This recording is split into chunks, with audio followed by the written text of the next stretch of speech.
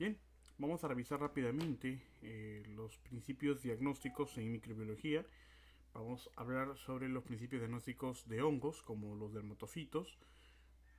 Vamos a pasar luego al diagnóstico viral, a las técnicas de diagnóstico viral, al diagnóstico de arbovirus para dengue, chikungunya y zika.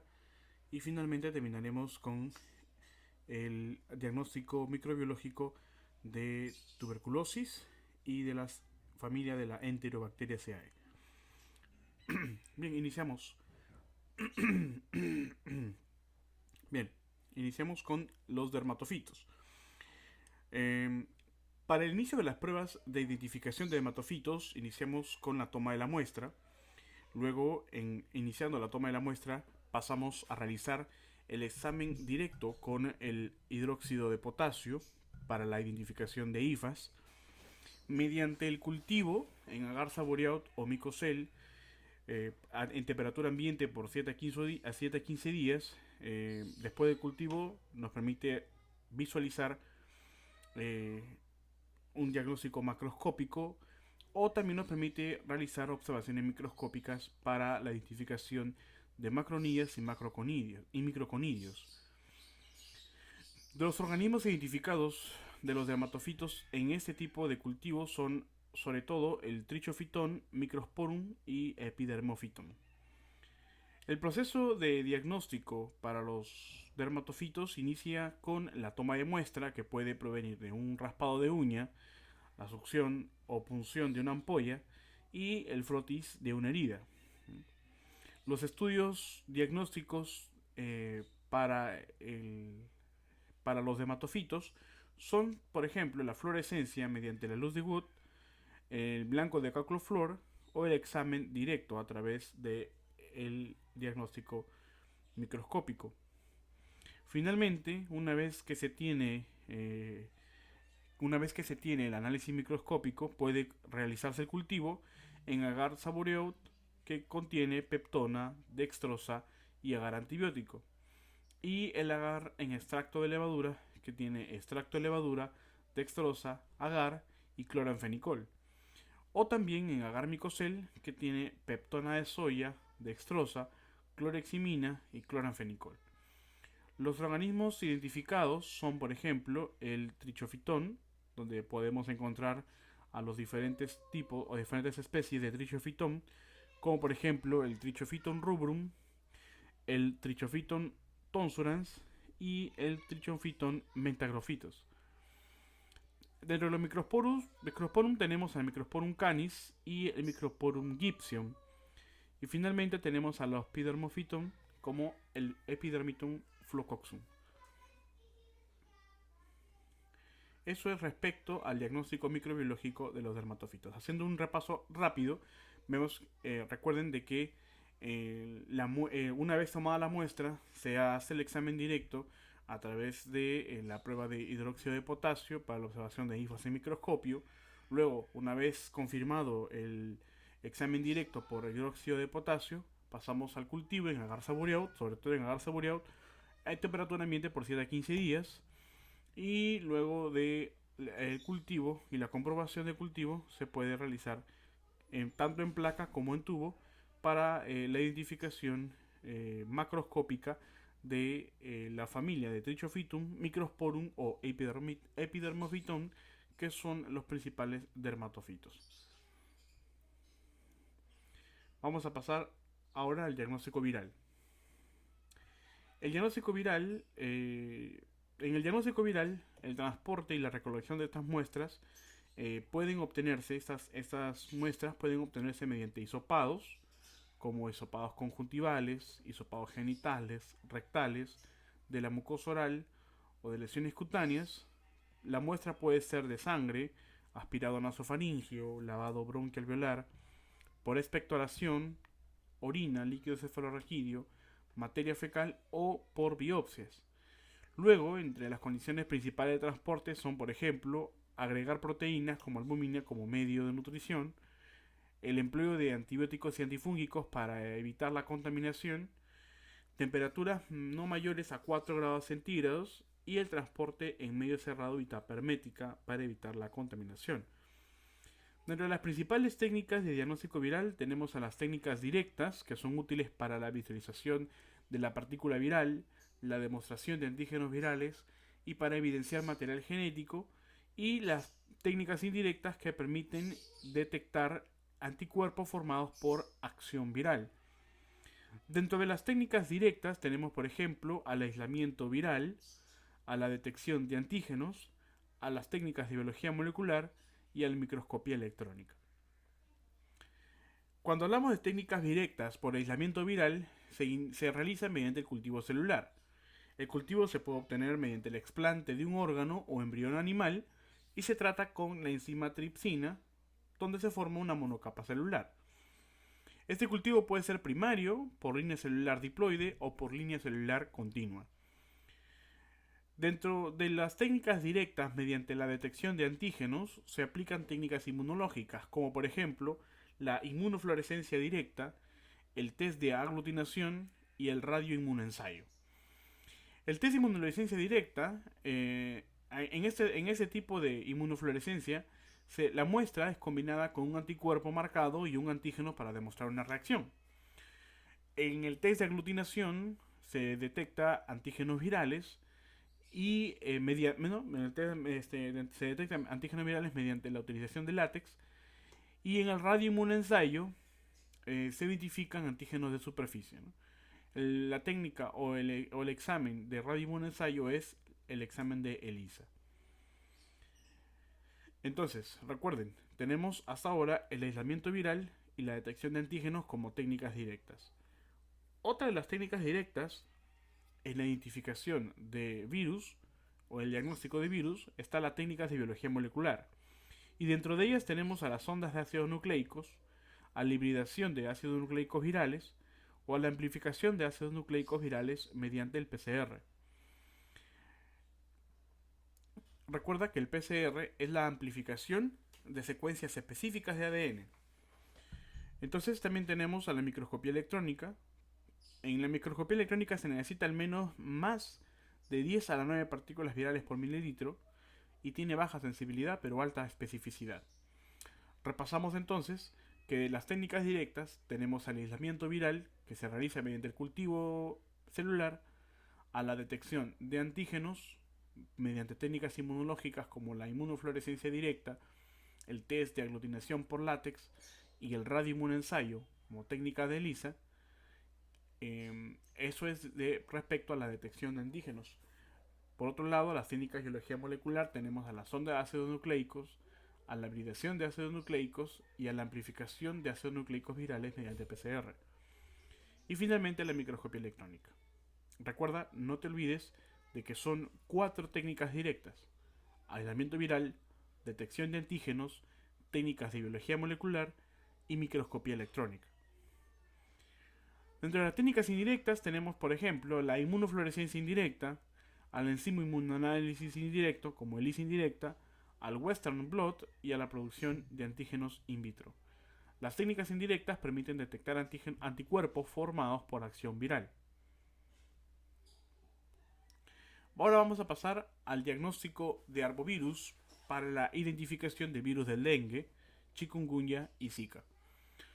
Los arbovirus se dividen en 2 familias principales de necesidad de estudio del día de hoy, como por ejemplo la familia de Flaviviridae, donde encontramos a las especies del virus del dengue, a la virus de la fiebre amarilla y el virus del Zika, y a la familia Togaviridae, donde encontramos a la especie del virus del chikungunya. Respecto a las características de la estructura genética del virus de chikungunya, encontramos de que las características principales de que es un ARN positivo, de polaridad positiva y de cadena sencilla, con 12 kilobases de longitud. El virus del dengue se caracteriza porque es un virus ARN positivo con proteína C de 11 kilobases asociadas a proteína M y al envoltorio E. Y el Zika, el virus del Zika, también es un virus ARN de polaridad positiva icosaédrica cubierta con la glucoproteína M, E y la glucoproteína C. Dentro de la importancia funcional de la glucoproteína E, que se encuentra en la envoltura celular de los virus del chikungunya, dengue y zika, encontramos de que la glucoproteína E interactúa con moléculas receptoras de membrana plasmática para la endocitosis. Además, la glucoproteína E, cuando es afectada por mutaciones, implica en la función de replicación, virulencia y tropismo. Y además, la glucoproteína E es el principal inmunógeno, puesto que estimula la respuesta inmune e induce la producción de anticuerpos neutralizadores. Dentro de la importancia de la proteína NSI es que esta proteína forma dímeros o hexámeros asociados a balsas lipídicas y además que se puede hallar soluble en el citoplasma, por lo que estimula el sistema inmunitario, y el antígeno contra la proteína NSI estimula la lisis mediada por complemento y dependiente de anticuerpos que conduce a daño endotelial, provocando el sangrado y la extravasación plasmática cuando la proteína se encuentra en el periodo de replicación viral y de enfermedad. Dentro de la dinámica de la viremia de ese tipo de virus, de arbovirus, encontramos de que el periodo de incubación puede ser entre -6 o un promedio de -5 días de incubación, ¿no? Luego de terminados el periodo de incubación, ¿no?, entre -3 y -6 días, inicia el periodo de replicación viral que puede durar hasta 7 días.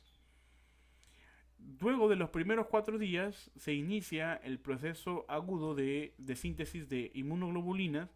En este caso, a partir del cuarto día, inicia la síntesis de inmunoglobulina M o inmunoglobulina de fase aguda, y a partir del 13º día hasta el día 16, junto con la inmunoglobulina M, también se sintetiza la inmunoglobulina G como anticuerpo de fase crónica.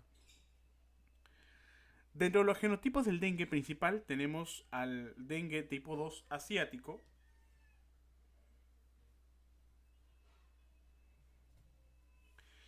que tiene alta virulencia. Respecto a la gravedad del dengue, hay 3 tipos de clasificación de gravedad, y los vamos a simplificar.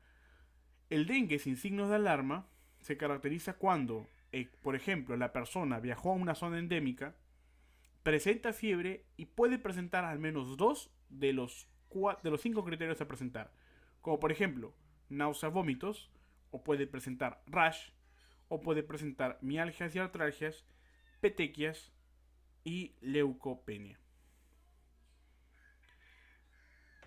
Puede ser dengue con signos de alarma cuando presenta dolor abdominal intenso y continuo, vómitos persistentes, acumulación de fluidos que provoca dificultad respiratoria, sangrado de mucosas, letargia, irritabilidad, hepatomegalia, y en los análisis de laboratorio hay aumento del hematocrito y disminución de las plaquetas.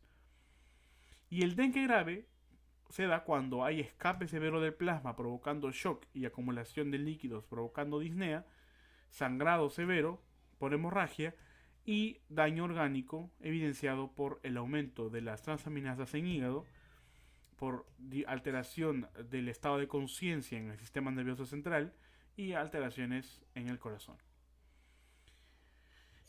Este es el ciclo de viremia del dengue, ¿no?, donde por ejemplo podemos ver de que los días de aumento de temperatura hasta 40 grados se dan en los primeros 3 días de enfermedad y se conocen como fase febril. A partir del tercer día hasta el sexto día, la temperatura disminuye y es fluctuante. Dentro de los eventos clínicos potenciales, por ejemplo, tenemos a la deshidratación en los primeros 3 días, puede ocurrir shock del tercer a sexto día si es que no hay recuperación hídrica, y posteriormente reabsorción de líquidos producido por el aumento de la permeabilidad vascular, ¿no?, que provocó el edema, y también provocó shock o fuga hacia el tercer espacio.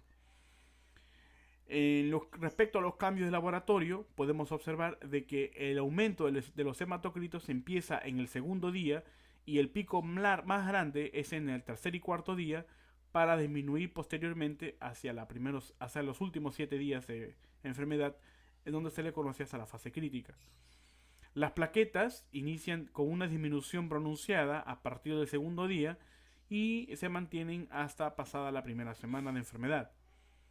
Y la inmunoglobulina M también mantiene posteriormente mantiene un pico elevado a partir del tercer día de enfermedad y se va a mantener como, como síntesis de inmunoglobulina de fase aguda. Vamos a ver la fisiopatología del dengue. Respecto a la fisiopatología del dengue, inicia con la formación de anticuerpos desprovistos de papel protector. Estos anticuerpos se unen a la superficie de virión de los antígenos de superficie. Este anticuerpo se une con el receptor de superficie y van a dirigir el virus hacia las células blanco, provocando infección. Entonces se inicia con la formación de anticuerpos, luego se dirige hacia las células blanco, provocando daño celular que genera apoptosis y finalmente necrosis de, por ejemplo, las células hepáticas, las células endoteliales y las neuronas. Posterior al daño celular, inicia la acción de anticuerpos contra las proteínas estructurales del dengue, lo que causa una reacción cruzada contra las proteínas de coagulación y activación de complemento con liberación de anafilotoxinas y aumento de la permeabilidad vascular. Esto quiere decir de que posterior al daño celular va a provocar una reacción cruzada con activación de complemento, generando alteración de la permeabilidad vascular.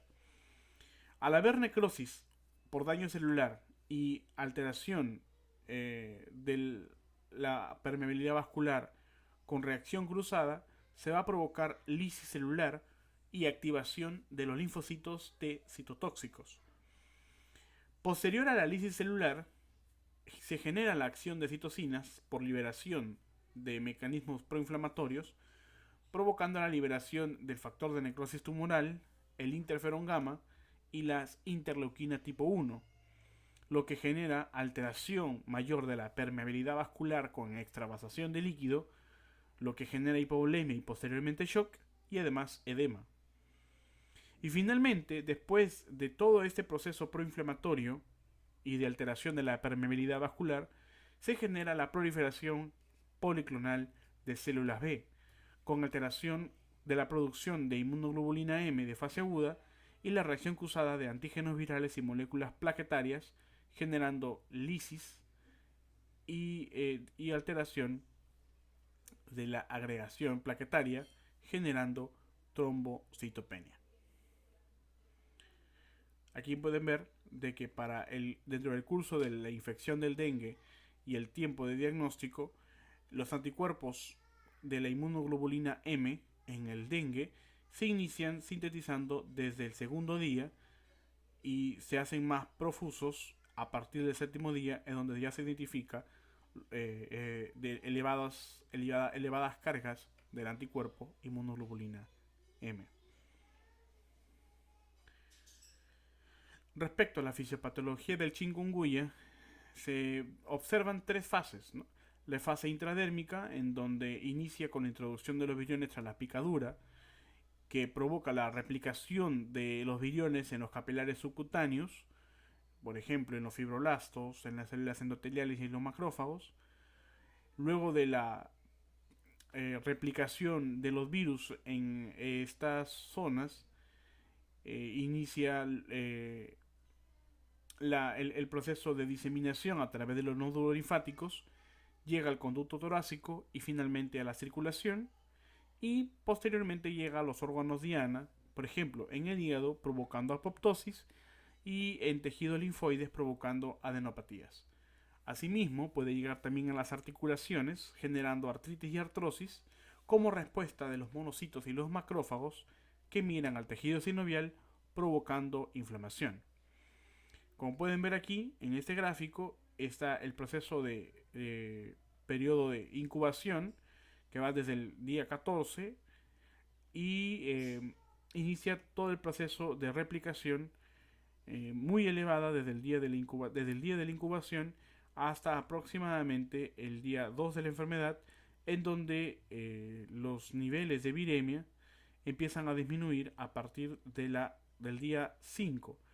En el día 8 o el día 9 los niveles de carga viral han disminuido, pero los valores de la inmunoglobulina M han sido elevados a partir de entre el tercer y cuarto día. Respecto al cuadro clínico del dengue, chikungunya y zika, La fiebre es más patognomónico del dengue, a diferencia del chikungunya y el zika. El dolor articular, por otro lado, es más patognomónico del chikungunya, y el exantema y la conjuntivitis es del zika. Esta tabla nos permitirá identificar, por ejemplo, que la fiebre, el dolor articular y la cefalea pertenecen más a los signos clínicos del dengue. Por otro lado, cuando hay chikungunya, el dolor articular y poco es la cefalea, pero por otro lado el Zika tiene como característica clínica más el exantema y a la conjuntivitis.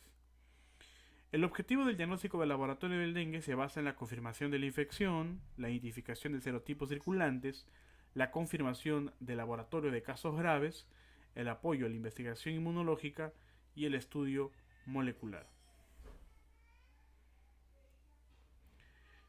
Bien, ahora rápidamente vamos a pasar a analizar el diagnóstico microbiológico de la TB pulmonar, ¿no? Sobre todo pulmonar.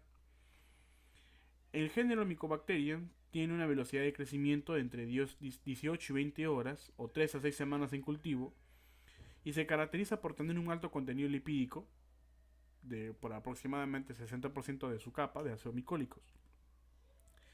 Dentro del diagnóstico bacteriológico principal está el diagnóstico directo por baciloscopía, que es un gol estándar. Esta baciloscopía se puede realizar mediante la tinción con carbolfucsina por la técnica de coloración de Ziel-Nielsen o por la tinción con fluorocromos mediante la técnica de auramina-rodamina. El cultivo en el análisis bacteriológico se realiza por medio sólido a través de la técnica Ogawa o la técnica de Lowenstein-Jensen. Y finalmente, para el diagnóstico bacteriológico de la TB multidrogo resistente o extremo multidrogo resistente, se realizan dos tipos de diagnósticos: los diagnósticos convencionales, mediante las proporciones en agar-placa o pruebas rápidas como MOTS y GRIES, y las pruebas no convencionales como los procesos automatizados y moleculares.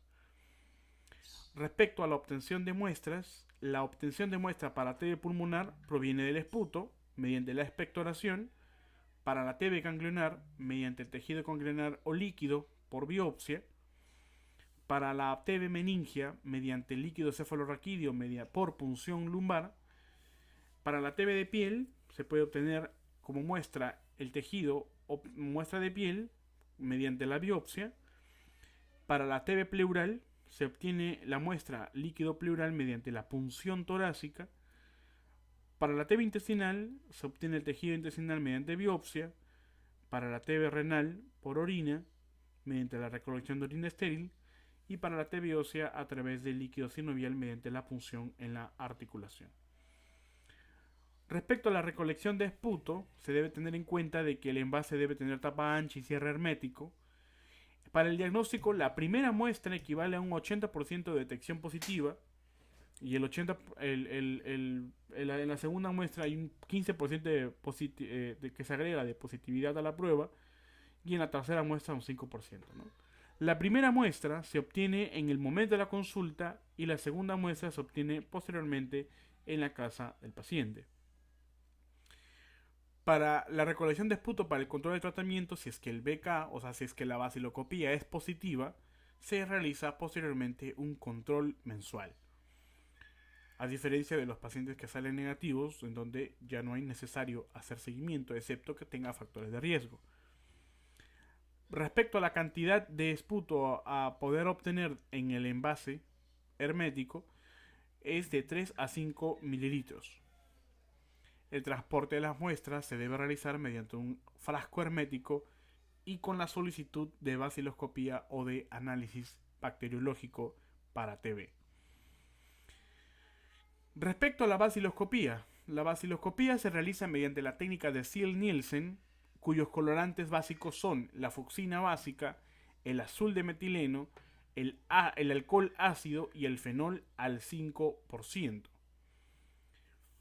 La técnica se basa en: primero, hay que cubrir con fucsina la muestra; segundo, se calienta hasta la emisión de vapores durante 3 a 5 minutos; luego se lava, se cubre con el decolorante, se vuelve a lavar, se coloca el azul de metileno, se lava y finalmente se seca. El fundamento de la baciloscopía se aplica mediante la característica de la pared celular, ¿no? Mediante la identificación característica de la pared celular. La base legal en el Perú se realiza mediante la norma técnica número 10. El formato es un formato de solicitud para investigación bacteriológica para TB. Y entre las principales limitaciones de la baciloscopía es de que la sensibilidad es bastante baja, es de solamente 60 o 65%, a pesar de que es un gol estándar, porque está basada en la calidad de la muestra y además necesita una amplia carga bacilar. Respecto al reporte de resultados, si es que el BK es negativo, es porque no se han observado bacilo ácido alcohol resistente en 100 campos. El resultado es paubacilar cuando se identifican menos de 10 bar, o sea, de 10 bacilo ácido alcohol resistente en 100 campos. Es de una cruz cuando hay entre 10 y 99 bacilos ácido alcohol resistente en 100 campos. De dos cruces cuando es de entre 1 o 10 bar en 50 campos. O de tres cruces cuando hay más de 10 bar en solo 20 campos. El cultivo se realiza mediante el agar saboreado. Tiene una alta sensibilidad con baja cantidad de bacterias viables por muestra. Mediante la especificidad, es alta la especificidad también y permite la identificación incluso de especies. Además de que el cultivo aplica a cualquier muestra. El medio de cultivo para el diagnóstico de TB se realiza mediante el medio Ogawa, ¿no? O Lowenstein-Jensen. Normalmente el medio Ogawa es el más tomado. En el medio cultivo Ogawa se realiza el medio Ogawa más el hidróxido de sodio y fenol al 5%. Respecto al reporte de resultados, es negativo cuando no se observan colonias. El diagnóstico de número exacto de colonias es cuando hay menos de 20 colonias identificadas. Es de una cruz cuando hay entre 20 a 100. Dos cruces cuando hay más de 100. O tres cruces cuando las colonias son incontables. Respecto a la prueba de susceptibilidad antituberculosa mediante la observación microscópica o la prueba MOTS, esta prueba es una prueba que se basa en el cultivo de esputo en un medio líquido que puede ser un caldo enriquecido con Middlebrook 7H9 y antibiótico antituberculosis y permite identificar la susceptibilidad ante el tratamiento con isoniazida y rifampicina en microscopio de luz invertida. Mediante el método Gries, que es otro método, se permite evaluar la multiresistencia extendida, o sea, identificación de bacilos extremadamente resistentes. Y esta multiresistencia se identifica a través de, por ejemplo, la resistencia al tratamiento por isoniazida y rifampicina, la resistencia a una quinolona o la resistencia al tratamiento inyectable de segunda línea como kanamicina, amikacina o capreomicina. Además, el método Gries determina la actividad de la nitrato reductasa con una reacción colorimétrica. Y bien, eso sería todo. Vamos a hacer una siguiente clase para la identificación diagnóstica para las enterobacterias. Espero que les haya gustado este video y compártanlo en sus redes sociales.